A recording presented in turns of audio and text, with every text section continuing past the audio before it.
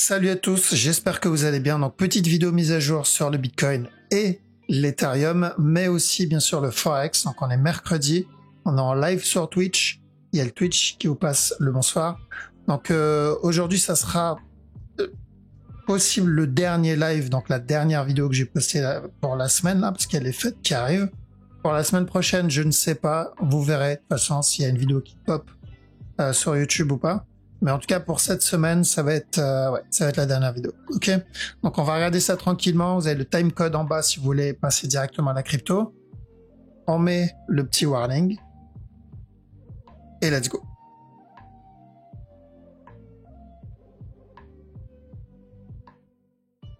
Alors, donc, Aude USD. Alors, on va pas rester sur du daily. On va partir ici. Donc, attention ici à la cassure du top. Donc on a dit de faire gaffe à ça. J'aime pas trop ce mouvement, mais pour le moment on va le garder tel quel. Pourquoi je dis j'aime pas? Parce qu'en soi ça c'est potentiellement un regular flat déjà terminé. Donc si ça c'est mon regular et ça c'est le top, on aura un futur running plus tard. Mais pour le moment on reste sur l'analyse qu'on avait vue au départ, cet expanding jusqu'à ce top là. D'accord? Qu'est-ce qui aurait pu invalider l'expanding ou le running? C'est une correction là, ce qu'il n'a pas donné. Il a explosé directement vers le top.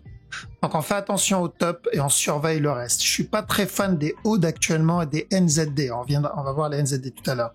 Pourquoi? Parce que j'ai beaucoup de mouvements agressifs. Même si long terme c'est toujours la même direction, en interne j'ai besoin d'une structure un peu plus propre que ça, donc avec beaucoup moins de mouvements agressifs et une structure corrective au moins en interne. D'accord, donc faites attention aux ODE actuellement. Sur 4 CHF, un petit running, ça peut être pas mal à tenter. Donc, si vous avez un flag, on tente les buys, ensuite encore une continuation vers le bas pour terminer sur running flat. CHF, JPY, on cherche des sell setup, toujours. Donc, tant que ce top n'est pas cassé, donc là, il a validé ça, le running flat. Maintenant, on cherche de la vente jusqu'à ce bas-là. Ok, donc, tant que ce top n'est pas cassé, on privilégie plutôt de la vente.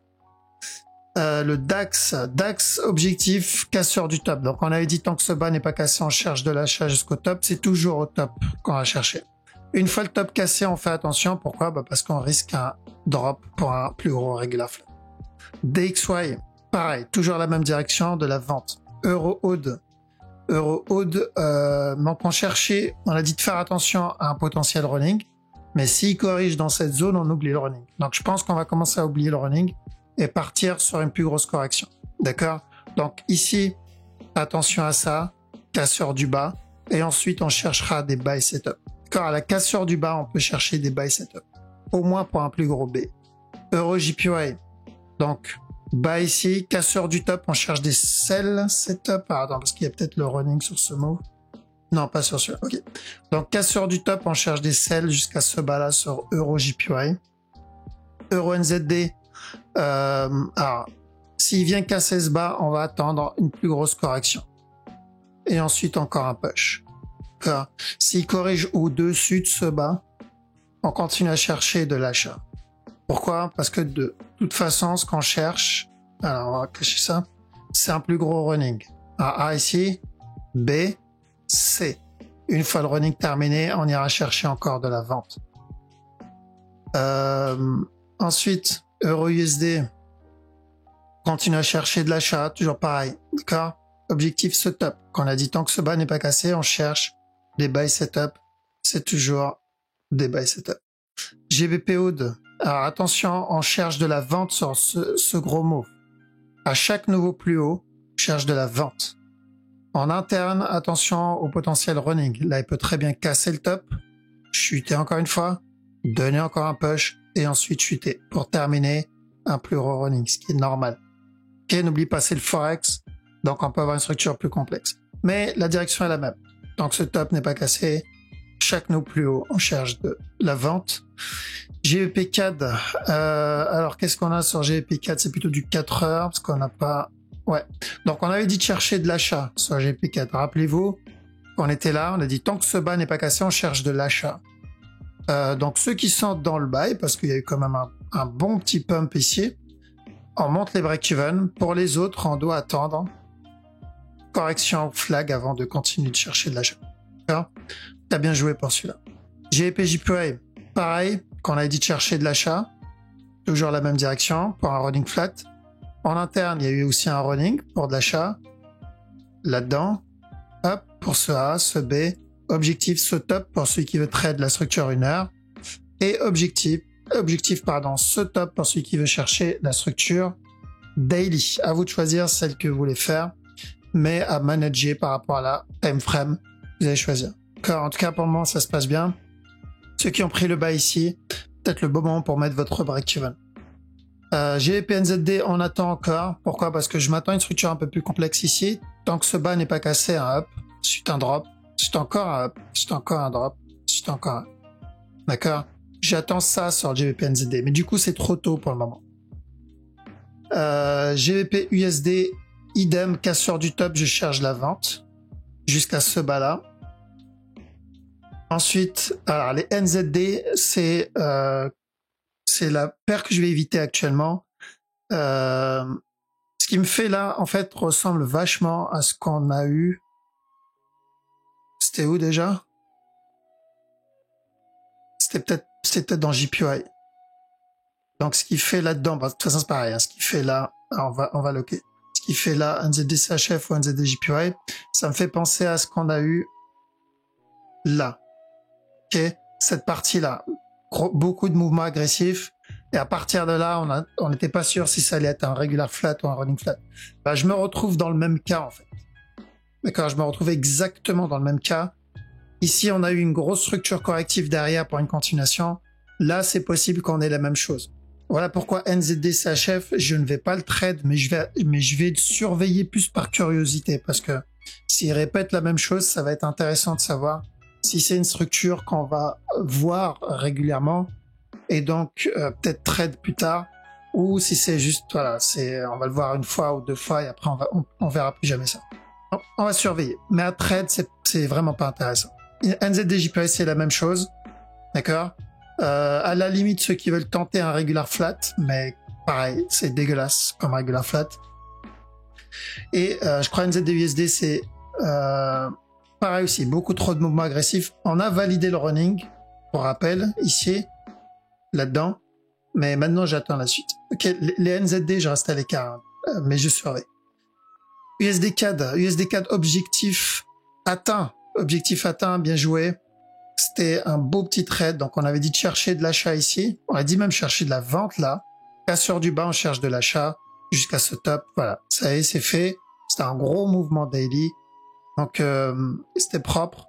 À partir de là, faites attention, il peut continuer à push encore un peu, petit running là, monter, chuter encore, running là, monter, mais à chaque nouveau plus haut, je dois vraiment faire attention, d'accord? Donc c'est le moment de commencer à prendre des profits sur le USD-CAD. USD-CHF, on continue à chercher de la vente sur USD-CHF. En petit time frame, rapidement, on va voir ça. Ok, petit time frame, même chose. Tant que ce top n'est pas cassé, on privilégie de la vente. Alors attention, on peut avoir encore un plus haut. Ça peut être mon A, ça peut être mon B, mon C. Et ensuite, là, on est en train de faire un A, B, et là, il me fait un petit running pour le C là. Mais ça ne change pas, c'est de la vente qu'on va chercher. Mais ça peut être un bon petit trade, ce running ici, pour un up, au moins jusqu'à ce top. Ok? Je préfère privilégier la vente. Pareil ici, sell. Tant que ce top n'est pas cassé, on va chercher de la vente sur le USD/JPY. US Oil, objectif cassure du top. Bon, on n'est pas loin. Et on fait attention au top.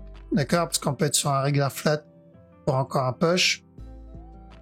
D'ailleurs, je pense que ça va être plus ça d'ailleurs. En cassure du top, si vous avez des sell setup, ça se tente. Ici, on attend un running. Et ensuite, encore un up. Sur le silver, le gold. Pareil, cassure du top. Ici. Donc, de l'achat sur le gold. Bitcoin. Même direction, ça ne change pas, d'accord? Donc voilà pourquoi je vous ai dit à chaque nouveau plus bas, on cherche les buy setup. Donc là, j'ai que deux possibilités pour le moment. Première possibilité, on est en train de terminer ce running. Pour ce A, ce B, il viendra donner encore un dernier plus bas avant la cassure du top. L'autre possibilité, c'est de toute façon la même direction, c'est il va venir casser le top tout de suite. Car voilà pourquoi on a dit, tant que ce bas, pardon, n'est pas cassé, on privilégie de l'achat. D'accord, de l'achat, des buy setup. C'est toujours pareil. Continue à privilégier de l'achat. Je croyais peut-être un petit running en préparation en interne, ou peut-être il est déjà passé. Peut-être un petit running ici. Donc tant que ce bas n'est pas cassé, pourquoi pas un petit buy jusqu'à ce top là. D'accord? En tout cas voilà, toujours pareil. Bien joué à ceux qui sont déjà dans le buy. Je sais, il y en a qui sont déjà dans l'achat. Et on fait attention, on prend des TP et on protège le trade dès qu'on peut. Ethereum donc même chose. On a dit buy au moins jusqu'à ce top. Attention, on peut être encore dans le B. On va retourner sur du 1 heure parce que c'est où on termine un contracting flat ici et il va venir casser le top tout de suite. Sinon, on va avoir un drop encore et ensuite venir péter le top. Ok? Donc, même direction sur l'Ethereum en 1 heure. En daily, une fois cette structure terminée, je pense qu'il est en train de corriger et on va voir encore une continuation. C'est toujours de l'achat. Peu importe la taille de cette structure, ce mouvement est correctif et donc il m'indique une continuation sur du daily. Maintenant, ça se trade en 1 heure. Donc, si on trade en 1 heure, voilà, on doit prendre les structures 1 heure. Ok, pourquoi je dis ça? Parce que s'il valide un regular flat ici, casseur du top, ça peut être mon B, ça mon A, chuter, donner un C. Ensuite, du coup, il terminera un plus gros B. Ça, potentiellement A, B, monter, donner un C. Et ensuite, chuter encore une fois.